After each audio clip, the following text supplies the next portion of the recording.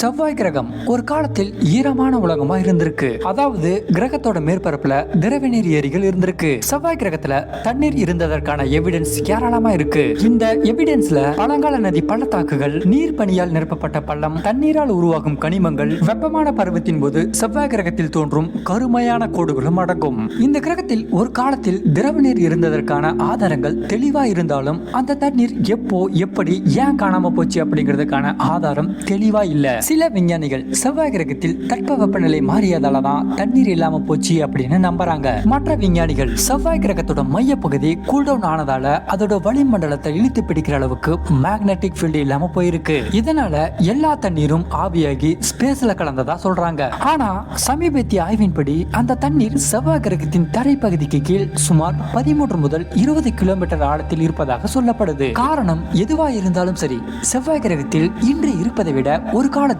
ஈரமான இடமாக இருந்தது என்பதற்கான எவிடன்ஸ் தெளிவா இருக்கு. இந்த கண்டுபிடிப்பு செவ்வாய் கிரகத்தில் உயிர்களை தேடுவதில் முக்கியமான தாக்கத்தை உருவாக்கி இருக்கு. நாம் இதுவரை அறிந்தபடி திரவ நீர் வாழ்க்கைக்கு இன்றியமையாதது.